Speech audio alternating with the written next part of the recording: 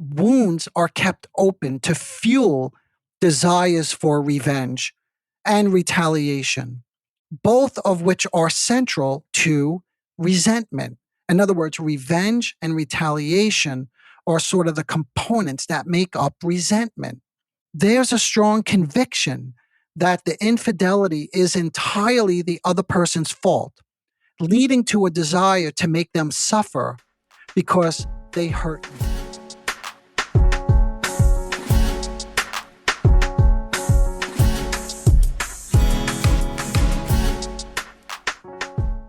Hello, everyone. Welcome to the Narcissism Dakota. I'm your host, Dr. Anthony Mazzella. In the previous episode, we delved into the complex reasons behind infidelity, exploring why people cheat and how motivations can range from dissatisfaction and neglect to narcissistic traits, such as seeking admiration and validation. We examine the roles of regret and remorse, highlighting how cognitive dissonance, or what we also call inner conflict, can lead to genuine emotional growth and potential relationship repair. We also discuss the importance of empathy and understanding the betrayed partner's feelings as crucial steps in the healing process. Finally, we touched on the significance of addressing resentment, a critical yet often overlooked aspect of moving forward after infidelity.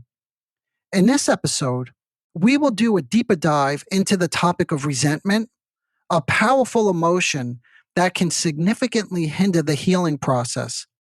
Resentment, rooted in unresolved anger and perceived injustice, serves as a formidable barrier to both external reconciliation with the unfaithful partner and internal peace within oneself.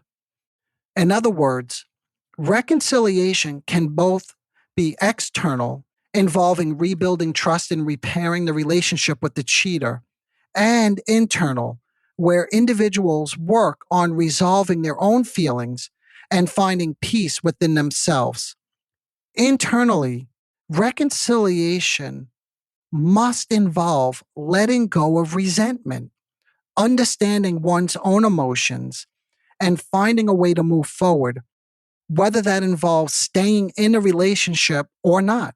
Since resentment originates from feeling treated unfairly or unjustly, it demands settlement or compensation. More specifically, the person who hurt you must do something to make you feel better. They must rid you of an unbearable, painful feeling. Now, on the surface, this seems like a reasonable request, doesn't it? We may even say this is, and I quote, repairing the damage they created. And all that is fine. However, this gets a little bit more complicated. It gets more complicated when one is in a state of resentment. When the one who caused damage does do something to make you feel better, any reparative attempts are seen as renewed deceit, a lie, a form of control, and this only leads to new accusations and criticisms. For example, my cheating father, this is for a young patient of mine whose father cheated, led to a divorce, and there's some resentment there. So, my cheating father is only paying for my college as a way to control me or to make himself feel better. Here's another example. My husband is not really trying. He's only doing the household chores to alleviate his guilt and avoid addressing the real issues, further fueling my distrust and anger. What I'm suggesting is, and I think you got this sense, wounds are kept open to fuel desires for revenge and retaliation, both of which are central to resentment. In other words, revenge and retaliation are sort of the components that make up resentment. There's a strong conviction that the infidelity is entirely the other person's fault, leading to a desire to make them suffer because they hurt you, they disappointed you. Projection also plays a significant role in resentment. When infidelity leaves you feeling deceived and humiliated, you may need to eject or evacuate those unbearable feelings. Therefore, it's not uncommon to derive gratification from humiliating, putting down, and devaluing the one who hurt you. You may go on a smear campaign, for instance, to discredit their character to others. For example, you might tell friends and family exaggerated or selective stories about your partner's flaws to garner sympathy and to make him look evil, foolish, or stupid. Or you might constantly criticize and belittle your partner, sometimes in front of others. All of this is in the service of what? To rid yourself of humiliating insecurities and project, that's to put them onto him, to make him or the other person feel the way that you do not want to feel. Okay, now that we have a good sense of how resentment interferes with progression, the next question may be, what steps do you think a person who cheated needs to take in order to truly change their behavior? Or stated differently, do you believe someone who was unfaithful can really change? Do people change? And if so, what do you think is necessary for that change to occur? To truly change their behavior, a person who cheated needs to take several really important steps. In my work with these individuals, the initial phase of treatment typically focuses on helping them develop a more robust system to experience empathy and understand the thoughts and feelings of their partner, which is a central part of the healing process. They also need to demonstrate genuine remorse and empathy towards their partner's feelings. And yes, that may mean listening over and over to how hurt they are, to how much they hurt their partner. They have to show that they understand the pain that they've caused and are willing to support their partner's healing process. And part of that healing process, at least initially, may be that the partner does need to get some of this out and feel validated and feel heard and acknowledged. In other words, for the person who cheated, acknowledging and validating the pain and betrayal experienced by the betrayed partner is another crucial first step. This initial recognition helps in addressing those feelings I mentioned earlier, feelings of unfairness and injustice, laying the foundation for healing and reconciliation. In short, the unfaithful partner must show genuine remorse and take full responsibility for their actions. Not like what I said in the prior episode. I did this because you were emotionally unavailable. That stuff typically does not go over well. Simultaneously, in the initial phase of the work, we must also address their need for immediate gratification, validation, and attention. This typically includes a deep commitment to understanding the underlying causes of their infidelity, whether it's unresolved issues in the relationship, personal insecurities, or other factors in their personality which date back to childhood, such as what? Such as always having a need for more, or for constant stimulation, or constant admiration. This stimulation and admiration becomes, and I quote, addictive. And they must be able to recognize and understand the roots of this addiction. For example, perhaps they use the excitement of the affair to ward off lonely, empty inner feelings.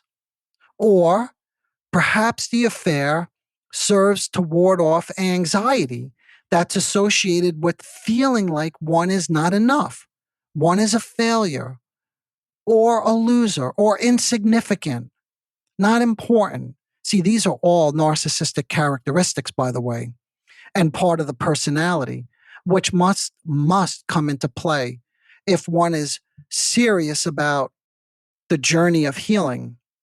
As I mentioned earlier, there are many different reasons one is driven to cheat, but I hope you are beginning to understand that the affair, in part, is designed to support the illusion of the narcissist omnipotent self. There again, you see, is the narcissism that I just mentioned. All of this is to support one's grandiosity. In this grandiose world, they never have to face or accept rejection or loss or any other painful feelings like what I just mentioned: insignificance, loneliness, emptiness. Again, all of this depends on what's going on inside the cheetah, which needs to be determined through good psychotherapy work. They must be willing to make changes in themselves and in the relationship, such as to be open and honest with their partners, allowing their partner, for instance, to have access to their whereabouts and activities if needed. And yes, the answer is yes, I'm sorry to say, but that means they should turn over their phone. If requested, the phone should be open now. This is what helps reestablish a trusting relationship.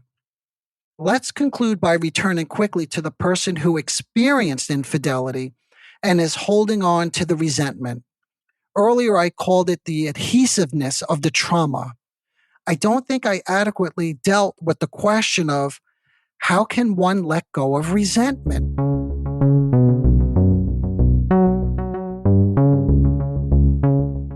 In my opinion, the most important initial step is acknowledging the depth and destructiveness of resentment. This is critically important. It not only further destroys the relationship, but it also does not allow the person who holds resentment to find peace or move forward in a constructive manner. As I mentioned earlier, this involves acknowledging loss, recognizing the damage, and accepting that things will never be the same. Experiencing loss can be incredibly difficult, and it often involves grieving what once was and then adjusting to a new reality without holding on to past grievances.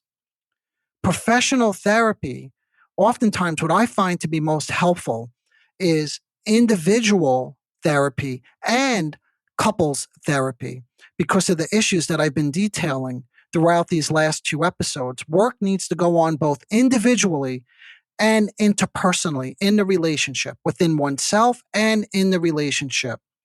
And both of these modalities can provide tools and techniques to manage and overcome resentment. In exploring the complexities of infidelity and its aftermath, we delved into the multifaceted nature of resentment and its profound impact on the healing journey. Resentment, stemming from feelings of injustice and betrayal, acts as a formidable barrier to both external reconciliation and internal peace. When it persists, wounds remain open, fueling desires for revenge and retaliation, further complicating the path to healing. Projection exacerbates the situation, as I described earlier, as hurt individuals may inadvertently project their insecurities onto their partner. But you see, once they put it on their partner, it robs them of the opportunity of ever having to deal and manage and put to rest their own painful feelings. To move forward, both the cheater and the person holding on to resentment must embark on a journey of change and healing. The cheater needs to demonstrate genuine remorse, take responsibility for their actions, and address underlying issues. They must commit to understanding their partner's pain and making necessary changes to rebuild trust. Give them your phone. For the person holding on to resentment, acknowledging its depth and destructiveness is crucial.